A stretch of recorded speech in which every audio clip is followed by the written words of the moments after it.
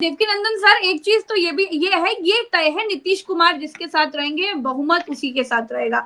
अब जरा इसको समझाइए आपको अभी देखकर, क्योंकि आपकी टैली में जितना कुछ दिख रहा है उसमें ये बात बिल्कुल सही है कि बीजेपी 84 पर है और नीतीश कुमार 70 यानी जेडीयू 78 पर है।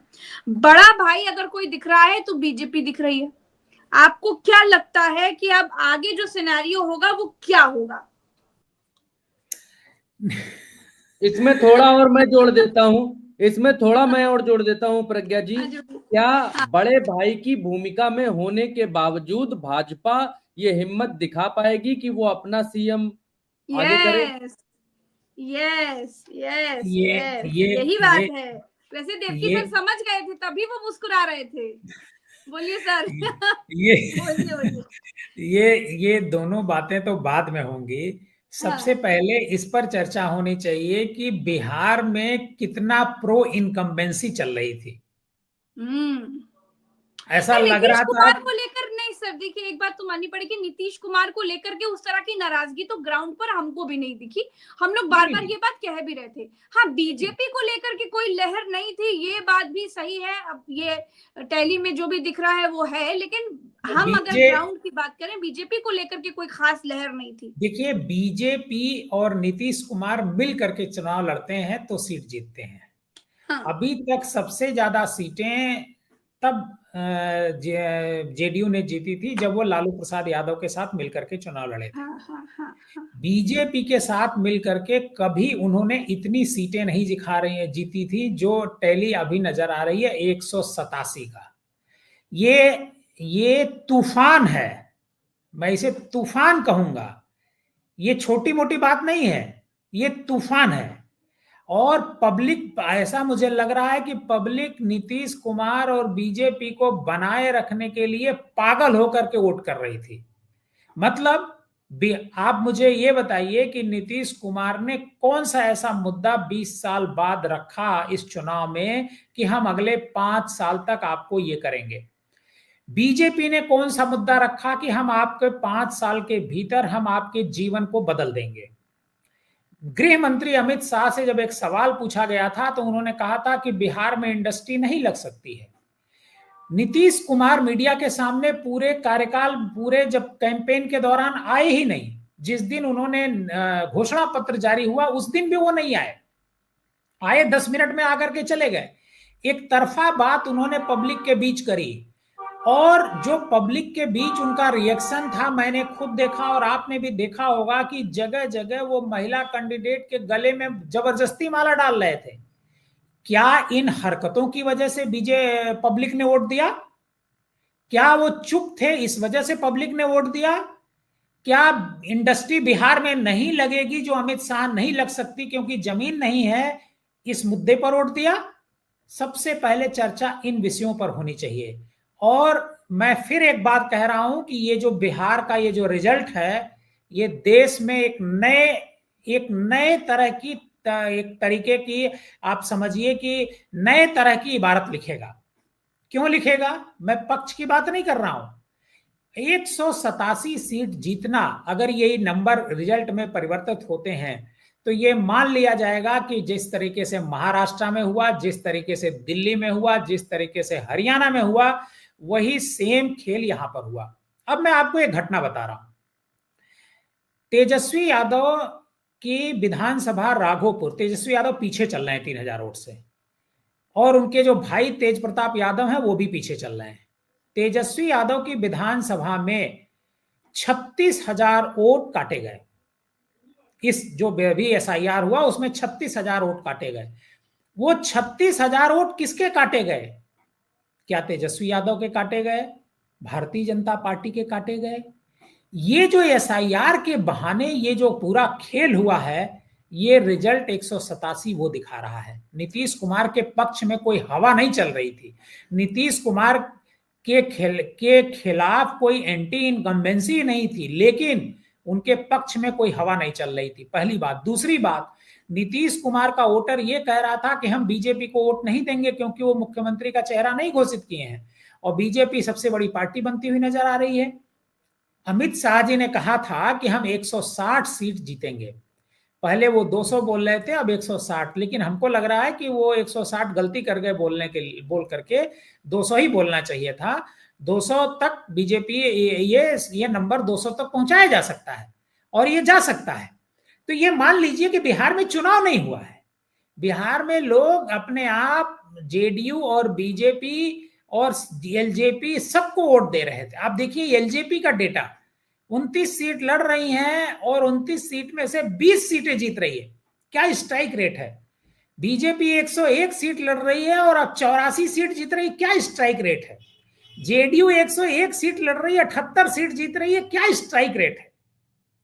ये तो हो गई ये बात। अब जो आप दोनों ने सवाल पूछा कि क्या बड़े भाई की भूमिका में बीजेपी रहेगी या जेडीयू रहेगी, इसको लेकर के मैं अभी कोई प्रेडिक्शन नहीं कर सकता, क्योंकि देखिए हम जो देख रहे थे, आपने जो देखा बिहार में जाकर के अपनी टीम के साथ, वो तो रिजल्ट में नजर नहीं आ रहा।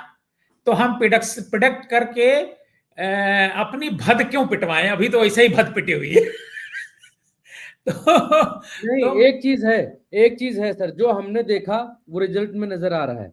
हमने जितने भी लोग हमारे साथ जुड़े, जितने लोगों ने फोन करके पूछा, कुछ भी करके पूछा, सबने सबको एक जवाब दिया कि जेडीयू हमको बढ़ती हुई दिखाई दे रही है। नंबर 1, जेडीयू के खिलाफ या नीतीश कुमार के खिलाफ कोई गुस्सा, कोई नाराजगी नहीं है। जेडीयू के लिए उनका वोटर, नीतीश कुमार के लिए उनका वोटर डिवोटेड है, बिल्कुल क्लियर कट शुरू से हम बता रहे हैं। हाँ, ये बात है, भारतीय जनता पार्टी के लिए ये जो प्रचंड 84 सीटें हैं, ऐसा जमीन पर नहीं था, ऐसा जमीन के ऊपर नहीं था। यही बात भरत जी मैं भी कह रहा दूसरी हूं। बात, आरजेडी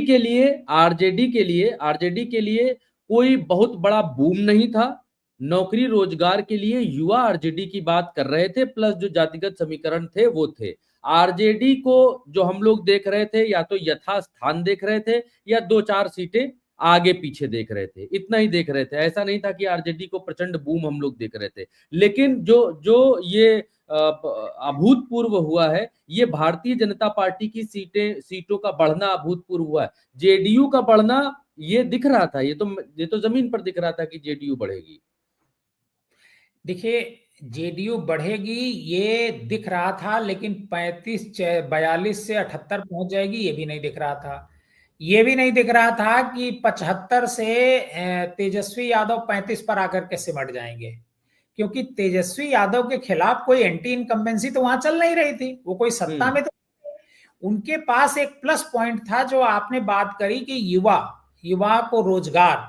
तो क्या रोजगार, पलायन, पढ़ाई, दवाई, इन सब की वो बात कर रहे थे, ये बिहार में मुद्दा नहीं था। अगर ये मुद्दे नहीं, इन मुद्दों पर कब किसी ने चर्चा की? बीजेपी या एनडीए के लोगों ने कभी नहीं की। मतलब ये मुद्दा नहीं था। क्या था? कुछ लोग ये भी कह रहे हैं कि 10,000 रुपया महिलाओं के खाते में गया, उन्होंने झूम करके वोट कर दिया। मुसलमानों ने भी बीजेपी को वोट किया, ये भी बातें कही जा रही हैं। किया होगा, जिस तरीके से 187 सीटें दिख रही हैं, निश्चित तौर पर किया होगा, या जैसे भी किया हो या नहीं किया, उनको वोट तो मिला ही मिला है। तो अब जो सिचुएशन आती है जेडीयू के सामने और नीतीश कुमार के सामने, एक बड़ी चुनौती है इसको संभालना। क्यों? क्योंकि भारतीय जनता पार्टी अभी भी कुल मिलाकर के अगर वो देखा जाए तो भारतीय जनता पार्टी के पास 80-20-100, 104, 108, 109 सीटें भारतीय जनता पार्टी के पास आती हैं। अगर जेडीयू को बाहर कर देते हैं तो 109 सीटें आती हैं, और 109 सीट के अलावा इधर से भी कोई टूट, या तो जेडीयू में वो टूट कर लें, तब वो सरकार बना सकते हैं। लेकिन मुझे ऐसा लगता है कि जेडीयू के जो नेता हैं, जो नीतीश के खासम खास लोग लीडर हैं, वो नहीं चाहते होंगे कि बीजेपी के साथ वो मिलकर के सरकार में आए।